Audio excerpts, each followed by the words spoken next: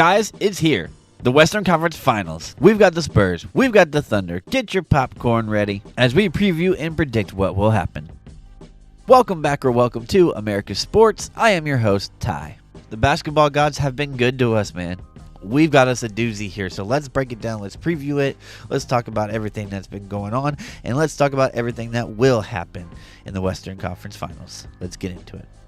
Heading into the Western Conference Finals, the Oklahoma City Thunder are 8-0 in the playoffs. San Antonio has an 8-3 record. OKC is the best seed in the NBA, getting home court advantage. The Spurs right now are a plus 210 to win the series. That means OKC is a minus 260 to win it. As for Game 1, Oklahoma City is favored by 6.5 points, and the over-under is at 220.5. All right, so let's start with the Thunder side of the basketball.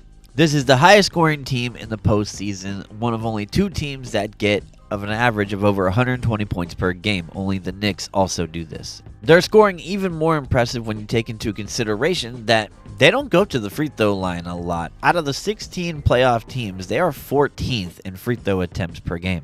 So this whole OKC free throw stuff is way overblown and it's just wrong. However, when they do go to the free throw line, they make them. They are number one in free throw percentage by a country mile, especially when you consider the 4 teams that are remaining. They're way ahead of those teams. In their 8 postseason games, statistically, they are near the top in just about every major statistic, like tied for second in steals, while also turning the ball over the least amount of anybody in the postseason. And don't think that guys like Shai Gilgeous-Alexander don't share the rock, because they're top 3 in assists per game as well. From three-point land, the Spurs and the Thunder shoot the exact same percentage, but the Thunder shoot better than them from field goals and from the free throw line, like we just talked about. So when you just look at it from a statistical standpoint, and the fact that OKC has the home court advantage and the experience, a lot of things should favor the Thunder. The Thunder also got excellent news about Jalen Williams, their all-star, all-defensive player from a year ago, as he will be back and ready to go for Game 1. This is huge news for the series. The thing that I'm looking here for is what Coach Diagonal is going to do with the starting lineup. AJ Mitchell has been balling so out of control here in this postseason. And normally AJ is the first to come off of the bench, him and Caruso. So AJ has been starting with Jalen Williams out, and he's been doing a fantastic job. So it's going to be interesting to see if AJ will still be starting. That would likely mean Lou Dort or maybe Isaiah Hartenstein goes to the bench. Now, let me be clear. I don't think Hartenstein should go to the bench. I think, personally, AJ should start, but he probably won't. Lou Dort will probably still be the starter. Giving them somebody to go at Dylan Harper when Dylan Harper comes off of the bench, it's kind of the same thing for both teams. It really is pretty funny how much these teams play like each other. Yes, in my opinion, the Spurs absolutely stole the Thunder's style, but it's a copycat league, and you should expect that to happen to you.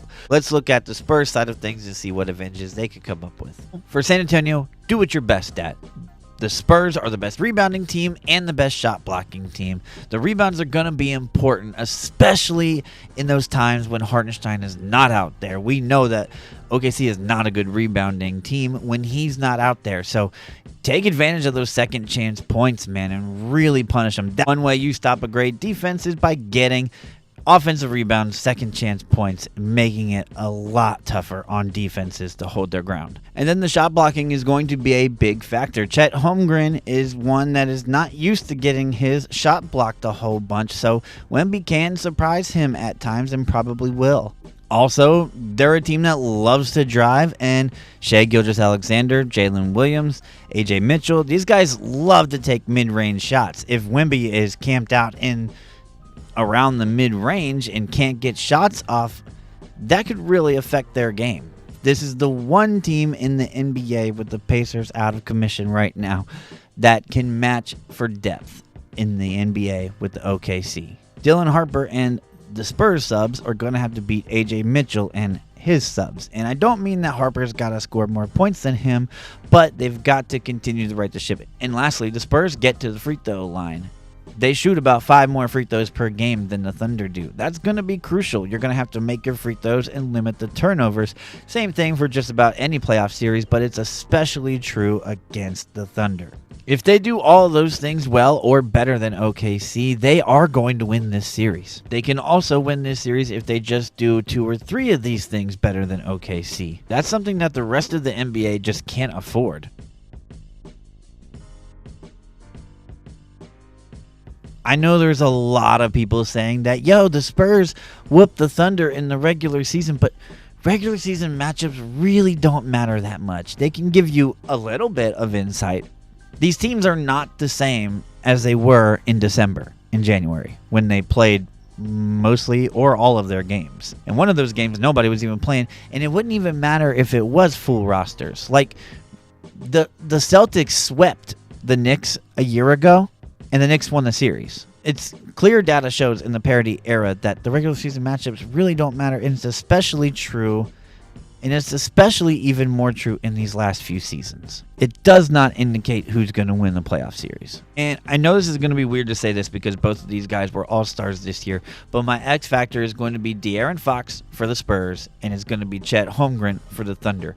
How does Chet stack up to Wemby? He doesn't have to outshine him, outperform him, or anything like that, but he is going to have to hold his own in respective numbers and shot creation, shot blocking, rebounding, the whole 9. And then De'Aaron Fox, even though he was the all-star, I feel like Steph Castle is just like definitely better than him. Good golly, I'm excited for this. I cannot wait to watch this basketball. It's going to be intense, and it's going to be at its highest form of basketball.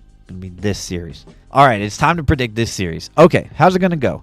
I've got OKC to win this series. They're the home team. They're the experienced team. Statistically, they've got the numbers. They've got Vegas's numbers. And I know you're gonna say this is kind of weird. I also like the fact that more of the fans are going for the Spurs. When a lot of the fans like to zig, we like to zag on this show. The Thunder win the first 2 games. The Spurs win the next 2, games 3 and 4, and then the Thunder win games 5 and 6 to close it in 6. But that game 6 is probably going to be the best game of the entire season. Am I just an insane Thunder fan? Let me know in the comment section below what you think is going to happen. I know there's going to be a lot of people going for the Spurs, and that's okay. They absolutely can win the series, but I still like the Thunder. I still think the Thunder are the best team in the NBA. You'll see me in the Eastern Conference video tomorrow. So, until next time, guys, you'll see me in the next one. I appreciate you for making it all the way to the end of this video. If you like American sports like the NFL and the NBA, with some college sports sprinkled in there, join us in the Armchair Army and subscribe to America Sports today.